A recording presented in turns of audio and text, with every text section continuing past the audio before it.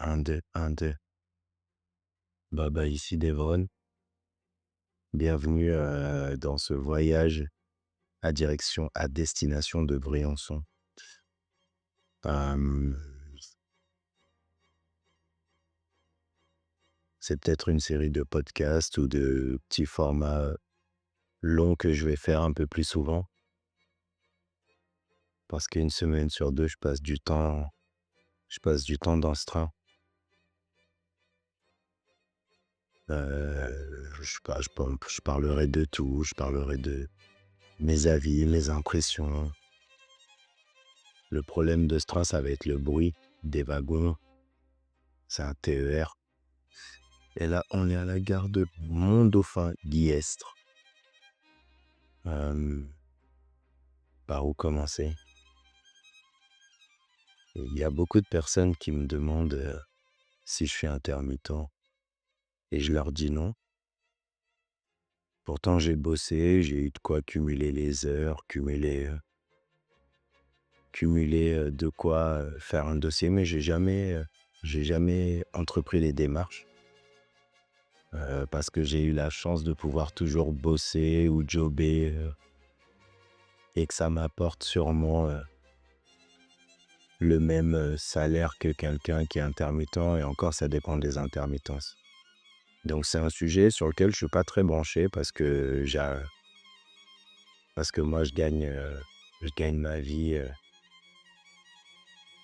en fait, je me suis toujours débrouillé, donc c'est pour ça que j'attends très peu des aides de l'État, des RSA, des trucs comme ça. J'ai jamais, démarché pour ces aides-là dont j'ai droit, parce que j'ai cotisé, mais parce que c'était pas déjà un état d'esprit d'attendre quelque chose, des autres. Dans mon histoire, je pense que tout le monde le sait, beaucoup le savent, je suis devenu papa tôt, à 17 ans, et devenir papa à 17 ans, c'est un délire. C'est un délire complet. J'ai pas eu le couteau sous la gorge, j'ai pas eu de menaces. J'étais au courant que j'allais être papa et j'ai décidé d'assumer. Parce que je voulais pas être ce genre de père qui a la gâchette facile, mais qui assume pas les conséquences. J'ai pas eu cet exemple-là avec mes parents qui m'ont eu tôt aussi, mon père a 17 ans. Donc je pense que ça a beaucoup joué dans mon mindset sur, les capacités, les possibilités, la vie que c'est d'être papa jeune, en tout cas parent jeune. Du coup, voilà, s'en est suivi ce qui s'en est suivi, mon parcours. J'ai déjà beaucoup parlé sur les réseaux sociaux de mon parcours. Qu'est-ce qu'a été la parentalité, à 17 ans, le manque de moyens, le manque d'informations. Bref, le but c'est pas de revenir sur cet aspect, cette partie de ma vie, mais plutôt, tout ce que ça m'a apporté, 15 ans après du coup. Parce que mon fils a 15 ans, ma fille en a 13 et il y a du chemin qui a été parcouru. En tant que papa, en tant qu'humain, individu, mon regard sur plusieurs sujets, plusieurs aspects, les femmes, la consommation, de produits en tout genre, que ça soit l'alcool, les sodas, le sucre, parfois les drogues. Heu, je me veux sincère dans ce podcast. En même temps sincère et je regarde par la fenêtre, je regarde l'horizon. Sincère et fuyant en même temps, parce que peut-être que je vais aborder des choses, en tout cas, comment j'ai fait pour être papa, et mêler ma vie de danseur? Ben, tout simplement, j'ai dû faire une pause. Je pense que naturellement, c'est la chose à faire. Enfin, je pense vraiment que les 7 premières années, voire les 10 premières années de la vie d'un enfant, on doit lui consacrer toute notre vie, mais vraiment les 10 premières années, c'est la première étape et c'est primordial. Et ce qui est dur souvent, c'est que j'ai rencontré beaucoup de parents, danseurs, de darons qui voulaient pas lâcher la danse, qui pensaient que ça allait s'arrêter, je sais pas, qui pensaient qu'ils allaient prendre du retard peut-être. qui n'allait plus être à la page parce que la danse, ça me remplit d'ego, surtout les battles. C'est addictif. Les victoires, les défaites, on y est tous les week-ends, on se rend même pas compte. Parfois, ça peut clasher dans notre couple parce que nous, on est passionnés, démesurés. Et apprendre la consistance, apprendre la contenance, pardon, apprendre la retenue, se mettre en second plan, c'est pas abordable pour tout le monde, je pense. C'est très compliqué. C'est très compliqué. Donc, j'ai dû stopper la danse. J'ai stoppé la danse, je suis allé bosser chez Peugeot, ensuite sur les Champs-Élysées. J'ai bossé à Disney, j'ai bossé à la Fnac. Plein de petits jobs, enfin plein de jobs, en tout cas alimentaires, parce que j'étais dans après avoir passé une année quasi complète de foyer en foyer, un peu comme à la recherche du bonheur avec Will Smith et son fils, là. Les trucs où t'arrives pas à l'heure, bah ta place elle saute, 22 heures avec poussette, plus sac, à devoir aller de Goussainville à Cergy, machin truc, bref. Donc je pense que c'était vital et nécessaire d'arrêter parce qu'il fallait se concentrer. C'est vrai qu'après, bah, il y a eu des dépressions, hein. Je vous cache pas, j'ai pas été papa tout de suite, hein. Ça a mis un temps de process. Alors géniteur qui assume, oui. Père, ça, c'est encore un autre sujet. Et il y a beaucoup de personnes qui pensent que faire un enfant, ça fait de nous des adultes. Pas du tout, pas du tout.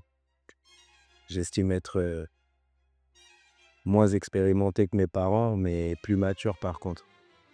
À la fois oui et non sur certains sujets. Et tout comme immature par rapport à eux sur d'autres. Mais,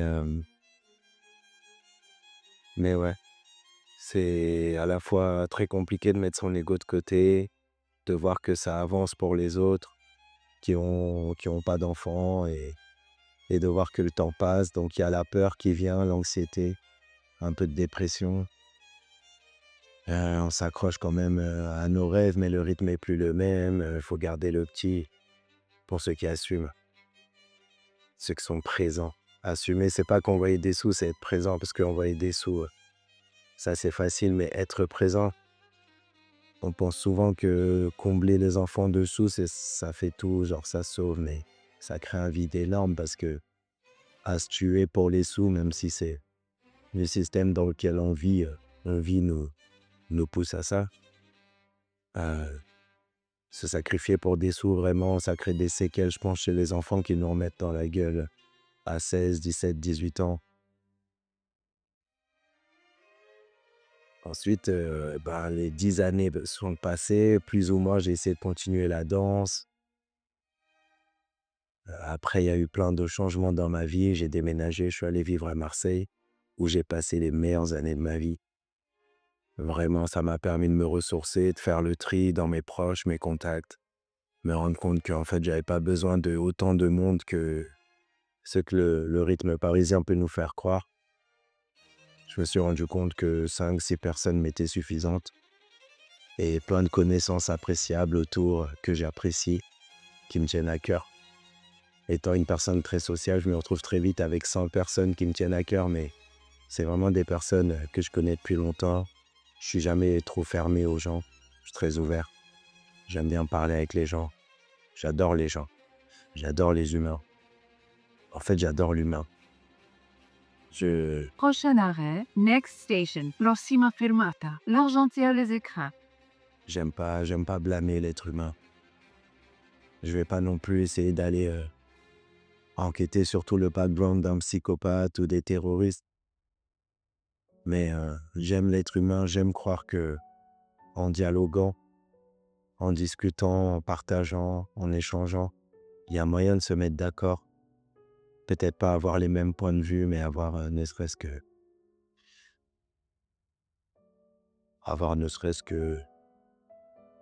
des fréquences communes, des points convergents pour améliorer ce monde. Mais après, je suis pas dupe, je suis pas niais, je suis pas naïf. J'imagine bien que moi, à mon échelle, je peux rien faire, donc j'utilise l'art, les réseaux. Instagram, Facebook, pour diffuser ces messages-là, parce que par l'art et la danse, il y a plein de choses qui peuvent être communiquées. L'art est aussi politique et apolitique aussi, subjectif, abstrait. Il y a moyen de faire passer énormément de messages, savoir comment les transmettre. J'accorde beaucoup d'importance aussi aux mots, aux paroles. On m'a souvent dit que j'étais un beau parleur. C'est possible. En tout cas, j'aime les beaux mots. J'aime la langue française, qui est un héritage, quoique colonialiste, mais j'aime j'aime ses structures, la manière dont les choses sont écrites, dites, composées. C'est très riche. C'est une langue très dure à apprendre. C'est très très riche. Le sens des mots, le poids des mots, ce qu'on se dit à soi-même. Ça aussi, c'est très important. Tous les matins, je me fais des petites phrases. Depuis 7 ans, j'essaye de maintenir le rythme. C'est devenu une habitude tous les soirs avant de dormir, au moins 3-4 phrases. Je profite des états somnolents, naturels du corps pour reprogrammer mon cerveau un peu. Je fais un peu de PNL. PNL, pas le groupe de rappeurs, mais programmation neurolinguistique, parce que c'est une science, c'est les neurosciences. Quand tu es un peu curieux et que tu fouines, tu te rends compte que l'hypnose, les affirmations positives, tout ça, c'est des neurosciences. En fait, il y a des études du cerveau. Je trouve que c'est très important de comprendre son cerveau, comme c'est très important de comprendre pourquoi, avec quoi on danse, qu'est-ce qui bouge en nous, quels sont les moteurs.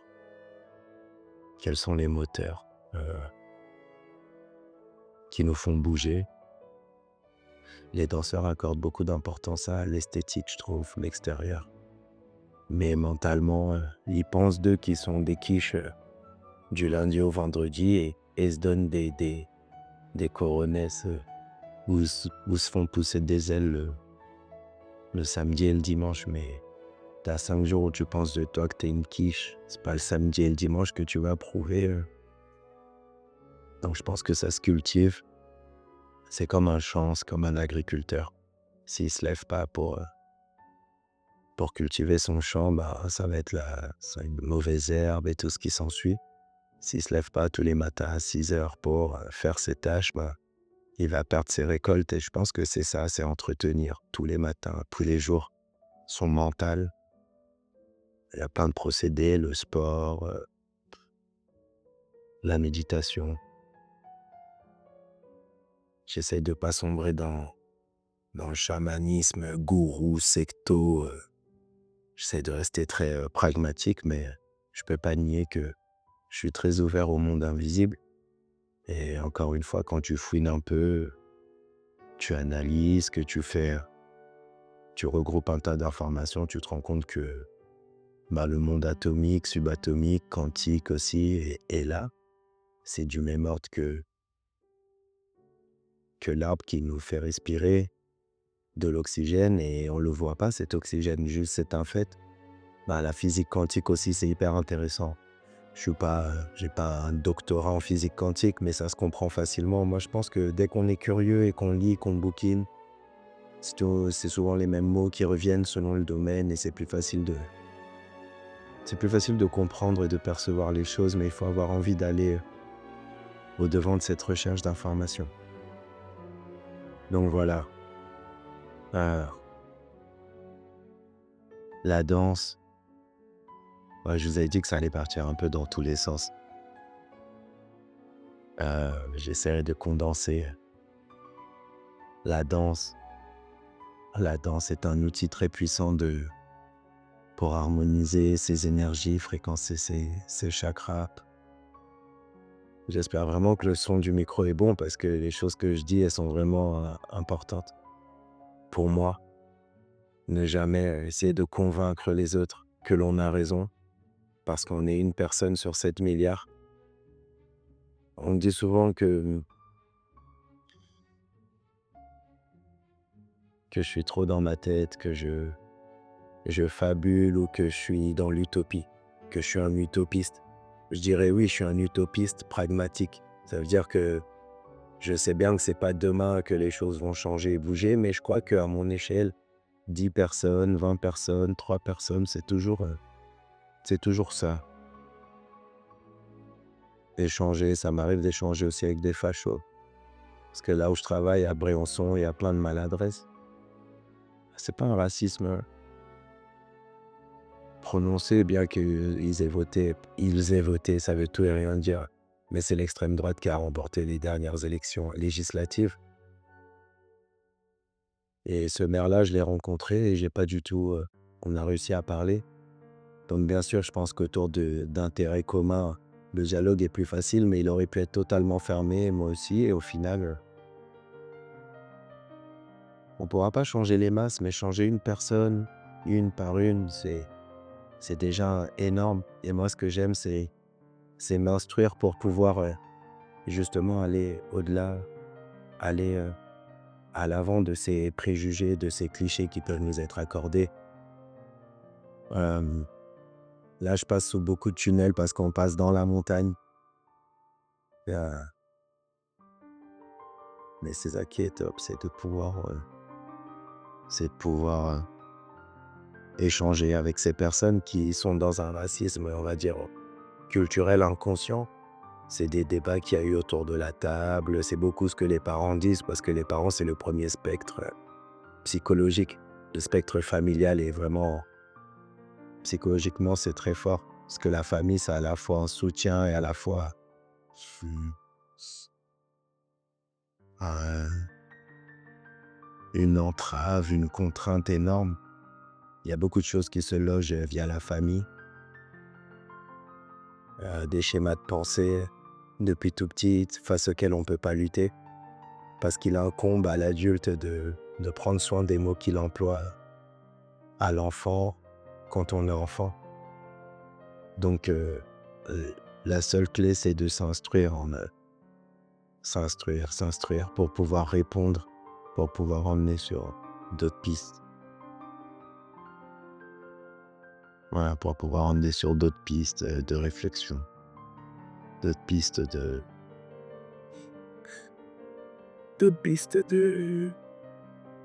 cogite. Et quand du coup je me retrouve face à ces personnes-là, que ça soit par l'art déjà que j'arrive à les toucher, et ensuite par la discussion, c'est là où moi je suis content quand même d'avoir assez d'énergie pour ouvrir les dialogues avec tous les individus. Parce que je pense que c'est le dernier rempart avant vraiment la fin de l'humanité, c'est de pouvoir échanger, dialoguer, débattre, dans le respect du point de vue de l'autre et de sa réalité. Aujourd'hui, on débat pour répondre, pour affirmer des points de vue alors qu'on n'a fait aucune étude dans rien. Moi, j'essaye de parler de choses que j'ai vécues. Au moins, ça pose des bases solides dans mon discours. Je vais pas aller m'aventurer sur les histoires d'autres personnes. Et tout ce qui est immigration, être papa. Voilà, c'est des choses que je peux parler. Dont je peux parler. En tout cas, voilà, c'est des petits podcasts de 16 minutes, pardon, des petits podcasts de 16 minutes. Peut-être qu'on en fera plusieurs, peut-être pas du tout. En tout cas, croyez en vous, c'est la seule chose à faire. Répéter, travailler, bosser, croire en soi. Et croire en soi, c'est, mine de rien, se le répéter tous les jours. Mais si vous essayez pas, comment vous pouvez savoir? Allez, on se tient au jeu pour un deuxième épisode. Peace. Et d'ici là, n'oubliez pas de vous aimer.